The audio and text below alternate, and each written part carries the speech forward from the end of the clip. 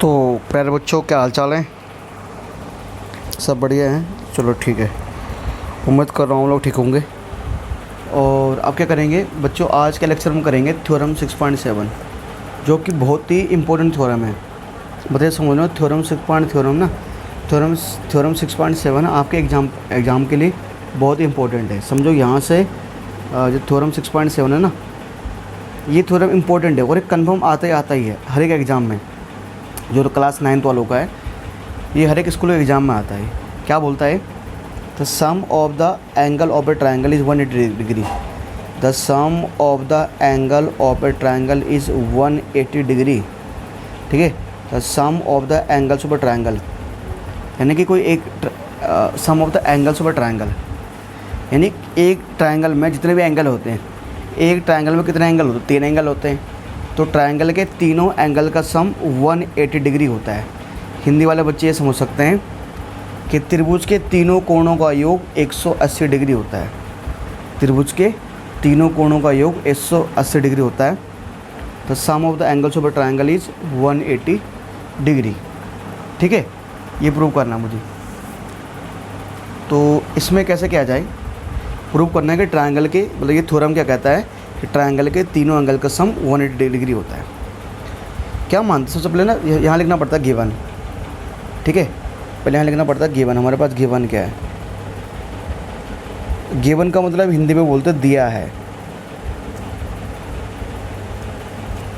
क्या गिवन है? गिवन के नाम पर ये है, यहाँ पर ऐसे लिख सकते हैं हम, ये लिख सकते हैं, क्या लिख सकते हैं हम कि इन ट्रायंगल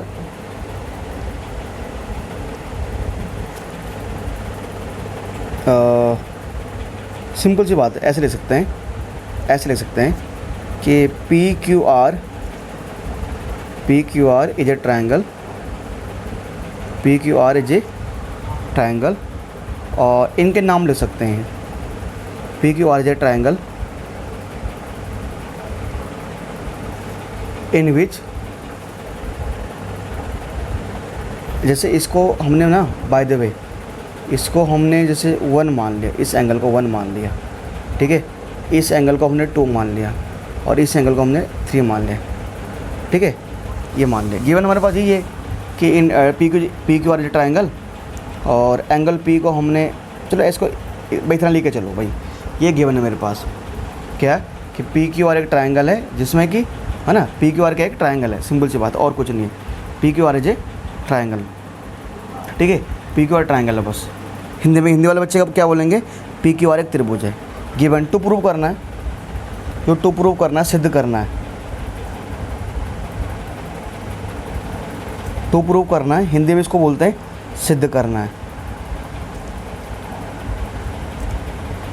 जो सिद्ध करना, प्रूव करना है कि ट्रायंगल्स के तीनों एंगल का सम क्या होता है ना, ट्रायंगल्स के तीनों एंगल का सम 180 डिग्री होता है। ये प्रूव करना है। तो यानी यहाँ प्रूव करना है कि हम बात करें कि angle P plus angle Q plus angle R, है ना। प्रूव करना है कि angle P plus angle Q plus angle R, इन तीनों का सम होता है 180 डिग्री। ये तो प्रूव करना है ना। अगर देखा जाए तो angle P plus angle Q plus angle R, मतलब ट्रायंगल का तीनों एंगल का सम 180 डिग्री होता है। तो angle P plus angle Q plus angle R is equal to 180 degree होता है हमारे पास। ये प्रूव करना है। ठीक है, तुम्हारे पास गिवन है, उसके बाद टू प्रूव। उसके बाद है ना, थोड़ा सा प्रूव करने के लिए हमें कुछ यहाँ पर कंस्ट्रक्शन करना पड़ेगा। कंस्ट्रक्शन का मतलब होता है रचना करनी पड़ेगी। गिवन टू प्रूव, उसके बाद आता है प्रूफ, उसके बाद आता है प्रूफ का मतलब होता है उत्पत्ति। प्रूफ का मतलब होता है यहाँ पर उत्पत्ति। ठीक है, गिवन है टू प्रूव, मुझे कुछ सॉल्यूशन करना पड़ेगा, मतलब कुछ जुगाड़ ढूंढना पड़ेगा यहाँ पर, है ना। उत्पत्ति करनी पड़ेगी। क्या करना पड़ेगा? देखो बेटा, देखो यहाँ पर मुझे ये करना पड़ेगा कि कंस्ट्रक्शन करना पड़ेगा। सॉरी, यहाँ मैं काट देता हूँ इसको। मैं यहाँ लिखता हूँ कंस्ट्रक्शन। पहले क्या लिखता हूँ मैं? कंस्ट्रक्शन लिखता हूँ, यानी यहाँ लिखता हूँ मैं रचना लिखता हूँ मैं। तो कंस्ट्रक्शन में क्या करता है बेटा? देखो सुन लो, पहले ध्यान दो, अभी लिख रहा हूँ मैं। ये जो क्यू आर लाइन है ना, क्यू आर लाइन के पैरेलल एक लाइन ड्रॉ कर देते हैं। एक लाइन ड्रॉ कर देते हैं जो पीस होकर जाएगी ऐसे।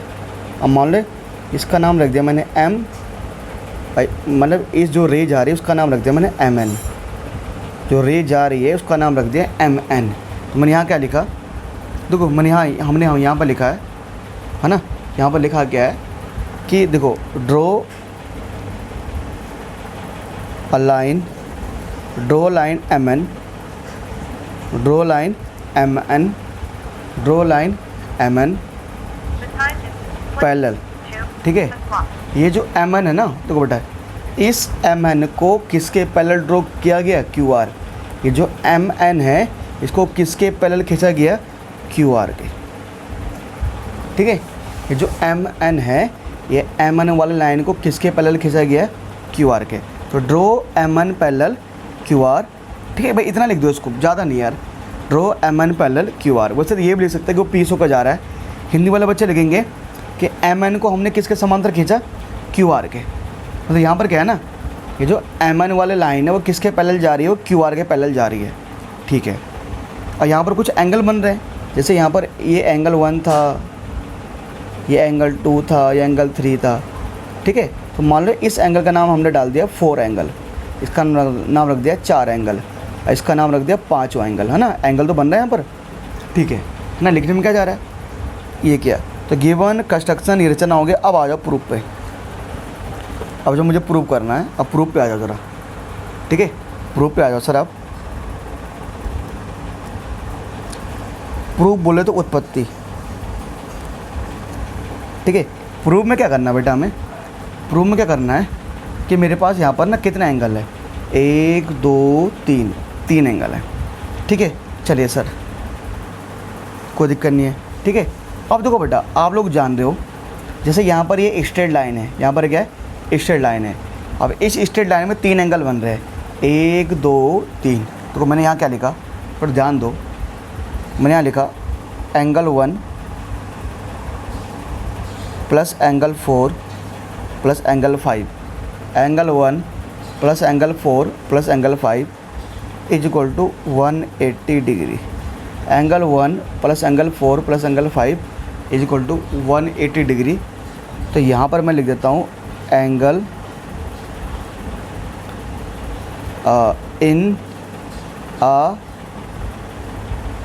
Straight line, angle in straight line. देखो बेटा, आप लोग जानते हो ना कि हमारे जो स्ट्रेट लाइन होता है, हमारे स्ट्रेट लाइन में जितने भी एंगल बनते हैं, हमारी जो स्ट्रेट लाइन होती है, स्ट्रेट लाइन में जितने भी एंगल बनते हैं, जो 3 एंगल है 1 2 3, तो स्ट्रेट लाइन में जितने भी एंगल बनते हैं उन सभी एंगल का सम क्या होता है, उन सभी एंगल का सम होता है 180 डिग्री। तो सीधी लाइन है, तो यहाँ पर कितने एंगल बन रहे हैं, 1 2 3। तो इन तीनों को ऐड करने पे कितना आएगा, इन तीनों को ऐड करने पे आएगा 180 डिग्री, है ना। ये जानते हो कि एंगल है स्ट्रेट लाइन ना, तो स्ट्रेट लाइन में जितने भी एंगल बनते हैं ना, एक सीधी लाइन है, तो आपको बताया हुआ सीधी लाइन है ना, यहाँ 3 एंगल बन रहे हैं 1 2 3। तो इसे बोलते हैं सीधी रेखा में बढ़ने कोण, है ना। इन तीनों को सम आएगा 180 डिग्री। चलिए सर, उसके बाद आगे बढ़ते हैं। ये तो हो गया हमारा, है ना, ये तो हमारा हो गया कि एंगल 4 1 5 बराबर 180 डिग्री। उसके बाद मुझे हमें क्या करना है, ठीक है, क्या करना है उसके बाद मुझे कि ये चीज़ हमारे पास है ना, ये हो गया। अब एक चीज़ ध्यान दो, इसको मान लो इक्वेशन फर्स्ट, इसको फर्स्ट इक्वेशन मान सकते हो आप। क्या मान सकते हो, इक्वेशन फर्स्ट, यानी समीकरण 1 हो गया। अब देखो बेटा, आपको मैंने बताया हुआ है जैसे कि, है ना, एक मगर यहाँ पर रेफर करूँ, जैसे आप लोग जानते हो ना, यहाँ पर ये जो मेरे पास ये, क्योंकि एम एन वाले लाइन किसके पैरेलल है, क्यू आर के पैरेलल है। क्योंकि एम एन वाले लाइन क्यू आर के पैरेलल है, इसलिए ये वाला जो एंगल होगा, जो एंगल 4 है ना, वो एंगल 2 के बराबर होगा। एंगल 4 एंगल 2 के बराबर होगा, क्योंकि यहाँ बनना है जेड, यहाँ पर बनना है मैंने जेड, है ना। तो ये दोनों बन रहे हैं अल्टरनेट इंटीरियर एंगल, ये दोनों बन रहे हैं अल्टरनेट इंटीरियर एंगल। एंगल 4 बराबर एंगल 2। तो यहाँ मैं लिखूँगा मेरा जो एंगल 4 होगा वो किसके बराबर होगा, एंगल 2 के बराबर होगा, है ना। एंगल 4 होगा एंगल 2 के बराबर, क्योंकि ये दोनों बना रहे हैं अल्टरनेट इंटीरियर एंगल। तो एंगल 4 बराबर एंगल 2, अल्टरनेट इंटीरियर एंगल। तो मैं लिखता हूँ एंगल 4 बराबर एंगल 2। तो ये क्यों होगा, यहाँ पर आ जाएगा ये अल्टरनेट इंटीरियर एंगल, हिंदी में इसको बोलेंगे एकांतर कोण। ठीक है। अच्छा, तो ऐसा तो यहाँ पर भी हो रहा है, जो एंगल 5 एंगल 3 के बराबर है, जेड बन रहा है ना, उल्टा जेड बन रहा है। ये जब भी ऐसा कुछ बनता है ना, ऐसे ये एंगल, तो ये एंगल हमेशा बराबर होते हैं, एंगल 5 एंगल 3 के बराबर, है ना, एंगल 5 एंगल 3 के बराबर। यहाँ पर क्या लिख देंगे, सेम वही अल्टरनेट इंटीरियर एंगल, यानी कि क्या लिखेंगे, एकांतर कोण। अल्टरनेट इंटीरियर एंगल यानी एकांतर कोण हम यहाँ पर हम लिख देंगे सर। ठीक है, चलिए सर, इसके बाद क्या करना है, यहाँ पर ये लिखने के बाद अब यहाँ पर हम 2-3 चीज़ देख रहे हैं आप, कि एंगल 1 एंगल 4 एंगल 5 को ऐड करने पर तो 180 डिग्री आ रहा था। वो क्यों आ रहा था, क्यों मेरे पास 3 एंगल है ना, 1 2 3। ठीक है, उसके बाद एंगल 4 बराबर एंगल 2 है, एंगल 4 बराबर एंगल 2, 4 2 के बराबर है क्योंकि अल्टरनेट इंटीरियर एंगल है। एंगल 5 एंगल 3 के बराबर है, ये दोनों अल्टरनेट इंटीरियर एंगल हैं। अब इसको फॉर्मेलिटी के लिए इसको इक्वेशन 2 मान लो और इसको इक्वेशन 3 मान लो। आप क्या करो, ये जो इक्वेशन 2 है, ये जो है ना, ये 2 और 3 है ना। अब क्या करो, तो यहाँ पर हम लोग जानते हैं, यहाँ पर लिख दो कि फ्रॉम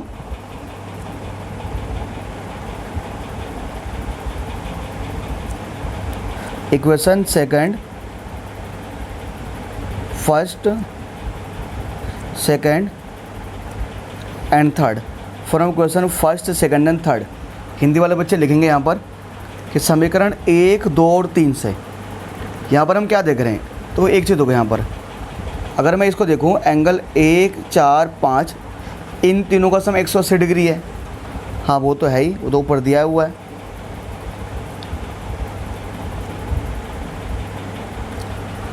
अब मुझे प्रूव क्या करना था, मुझे तो प्रूव करना है ना कि पी क्यू आर, है ना, मतलब एंगल 1 एंगल 2 एंगल 3, इन तीनों को जोड़ने पर 180 डिग्री आना चाहिए, मुझे ये प्रूव करना है।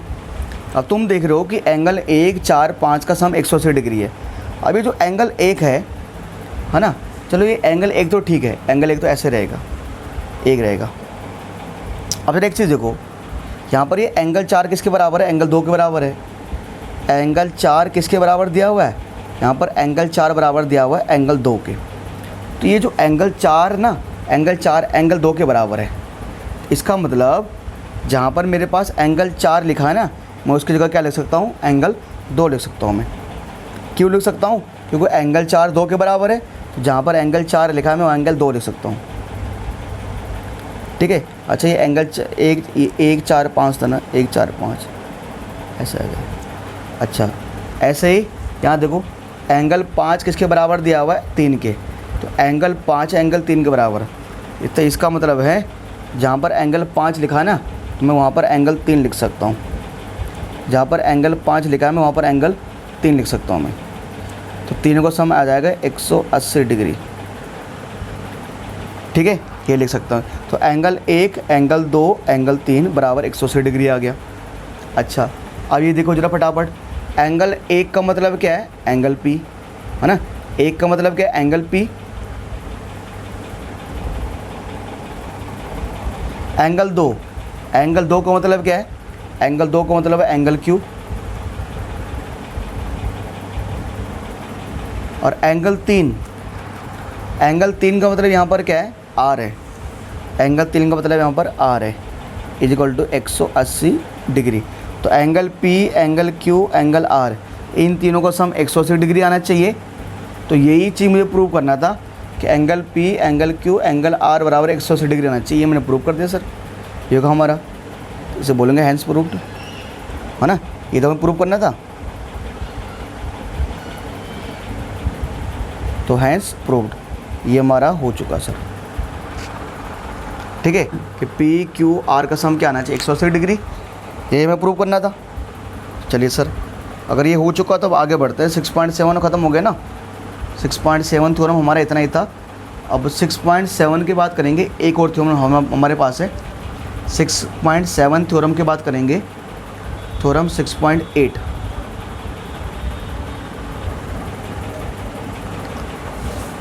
अब ये जो थ्योरम 6.8 है, देखिए सर ये क्या बोलता है, ठीक है, लास्ट थ्योरम है। इसके बाद अब आपका एक्सरसाइज चालू हो जाएगी।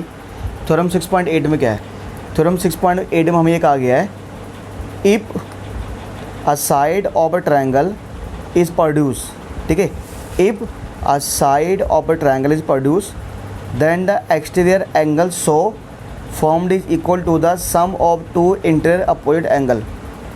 अच्छा, ये क्या कह रहा है, यहाँ देखो कि if side of a triangle is produce, ठीक है, if side of a triangle is produce, है ना।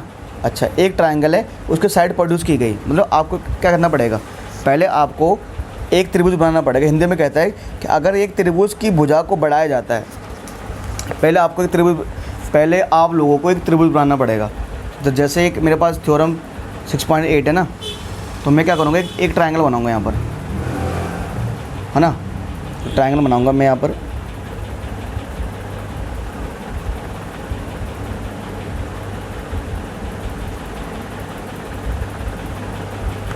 एक भी बार ट्रायंगल ABC, ठीक है। अब इसके एक साइड को प्रोड्यूस किया गया, मान लो इसको ऐसा बढ़ा दिया गया, लो ये इसमें ऐसा किया गया, ठीक है। तो एक ट्रायंगल है ABC, तो इसके एक साइड को हमने क्या किया है, BC साइड को मानो आगे बढ़ा दिया D तक, ठीक है, ठीक है।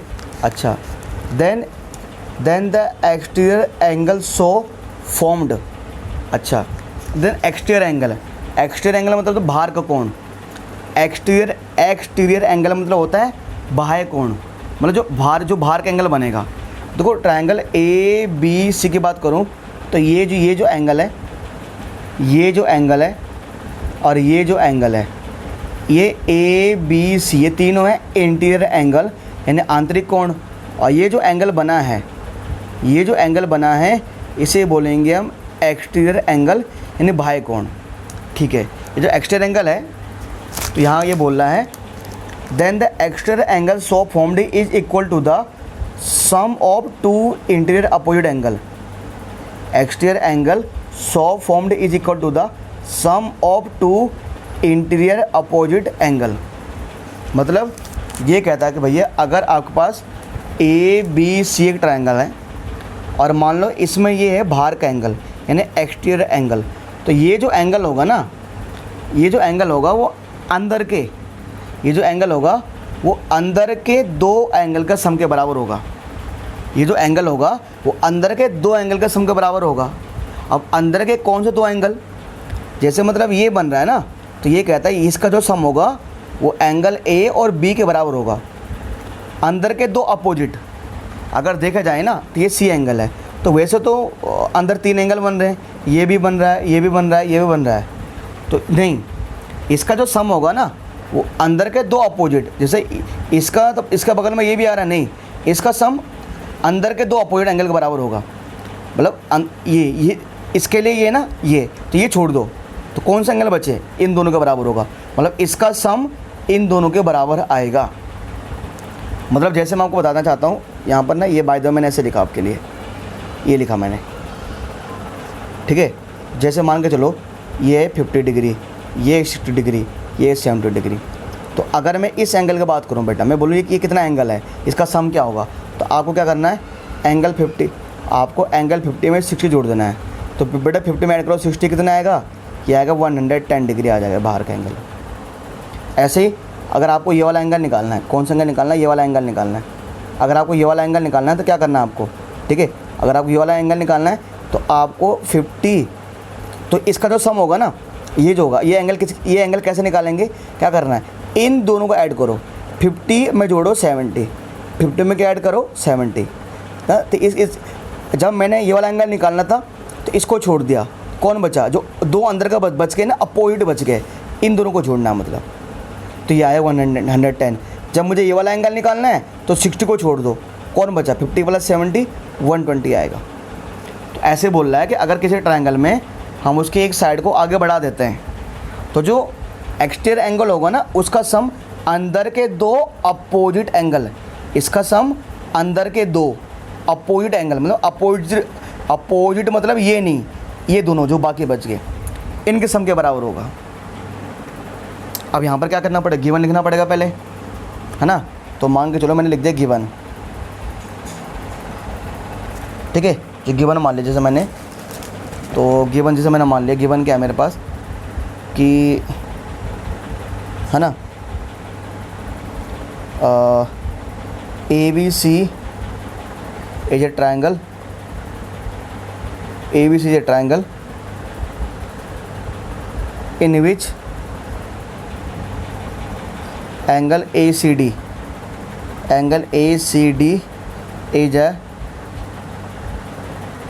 is a exterior angle।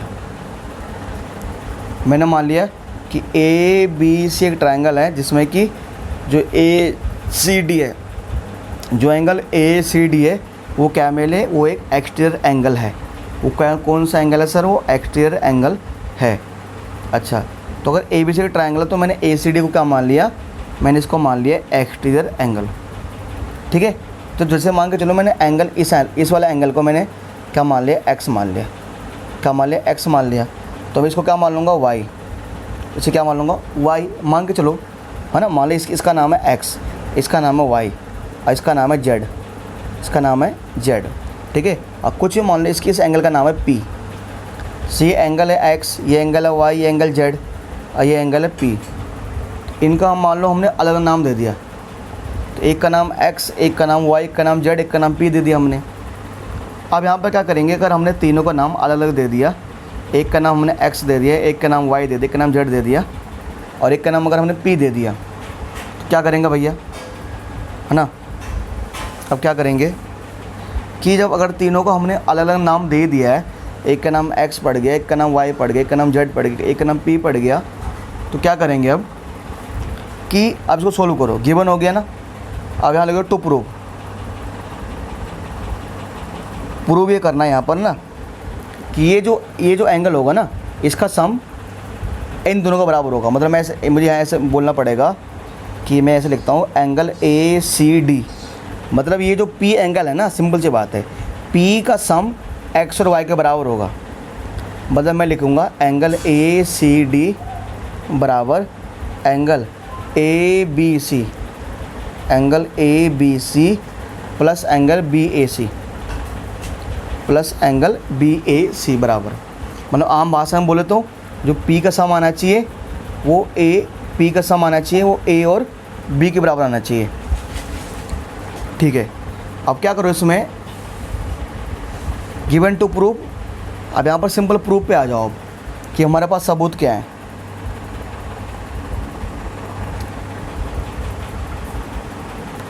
ना। अब प्रूफ पे क्या करेंगे हम, सिंपल सी बात है, मेरे पास तीन एंगल है, एक एंगल है x, एक है y, एक है z, एक है p। तो करना क्या यहाँ पर, इसको हिंदी में उत्पत्ति बोलते हैं हम।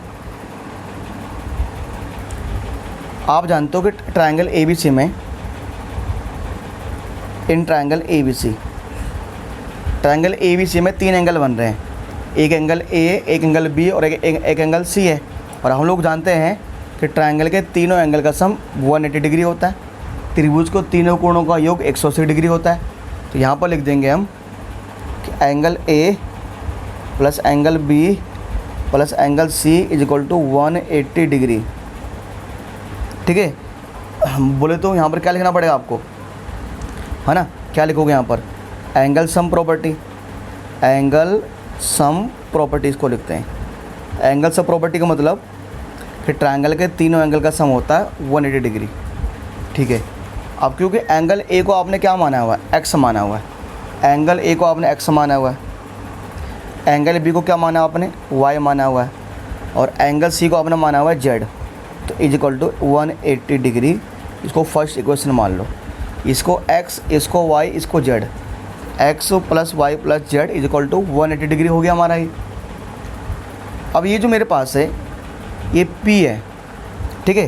तो आप लोगों को बताया गया था कि जब भी एक कोई हमारे पास स्ट्रेट लाइन होती है और वहाँ पर ऊपर से कोई ऐसे डंडा आ रहा होता है, जब कोई स्ट्रेट लाइन होती है और ऊपर से कोई ऐसे लाइन टकरा के आ रही होती है, तो इसके जो राइट साइड एंगल बनेगा और इसके जो लेफ़्ट साइड एंगल बनेगा, ये जो स्ट्रेट लाइन है और यहाँ से अगर कोई लाइन टकरा के आ रही है तो इसके जो राइट साइड एंगल बनेगा और इसके जो लेफ़्ट साइड एंगल बनेगा, इन दोनों एंगल का सम कितना होगा? इन दोनों का सम होगा 180 डिग्री। ये दोनों बना रहे हैं लीनियर पेयर, यानी कि रेखिक युग्म। ऐसे मेरे पास क्या हम देख रहे हैं ना, angle A C D, angle A C D plus A C D यानी ये एंगल, और एंगल ए सी बी यानी Z angle, angle A C B ये बनाएंगे, इनका सम होगा 180 डिग्री, यानी कि लीनियर पेयर, यानी कि लीनियर पेयर। और लीनियर पेयर का मतलब होता है हिंदी में रेखिक युग्म। तो ए सी डी का मतलब है P और ए सी बी का मतलब है Z, तो यानी ये आ जाएगा P प्लस Z, है ना। P plus Z is equal to 180 degree, और इसको मान लो इक्वेशन 2। तो P plus Z is equal to 180 degree, इसको मान लो इक्वेशन नंबर 2 हो गया ये, ठीक है। अच्छा, अब ये काम करो, x plus Y plus Z इनको ऐड करने पर वो 180 डिग्री आया, और p प्लस जेड इनको ऐड करने पर भी 180 डिग्री आया। तो यहाँ पर लिख दो from equation first and second, from equation first and second, यानी हिंदी में इसको बोलेंगे समीकरण 1 और 2 से, क्योंकि हम देख रहे हैं कि x plus Y plus Z इनको ऐड करने पर भी 180 डिग्री आया, और p प्लस जेड इनको भी ऐड करने पर 180 डिग्री आया। इसका मतलब ये हो जाएगा कि हमारे पास ये जो x plus Y plus Z है, जो x plus Y plus Z है, ये किसके बराबर हो जाएगा? p प्लस जेड के। जो x plus Y plus Z किसके बराबर हो जाएगा? p प्लस जेड के हो जाएगा, p प्लस जेड का हो जाएगा। क्यों हो जाएगा? क्योंकि इनका सम भी 180 डिग्री है और इन दोनों का सम भी 180 डिग्री है, इसलिए ये दोनों आपस में इक्वल हो जाएंगे। यहाँ पर क्या दिख रहा है आपको? देखो, इस साइड भी जेड है, इस साइड भी जेड है, तो जेड से जेड कैंसिल हो जाएगा, तो ये x प्लस वाई बराबर p बचेगा। एक बार देखिए x का मतलब क्या है, चेक करो। x का मतलब, अब x का मतलब है हमारे पास एंगल A, यानी एंगल BAC।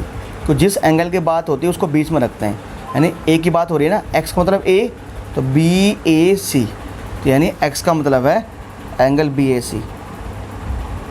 y का मतलब क्या है? देखो यहाँ देखो, y का मतलब है एंगल ABC, y का मतलब है एंगल ABC, y का मतलब है एंगल ABC।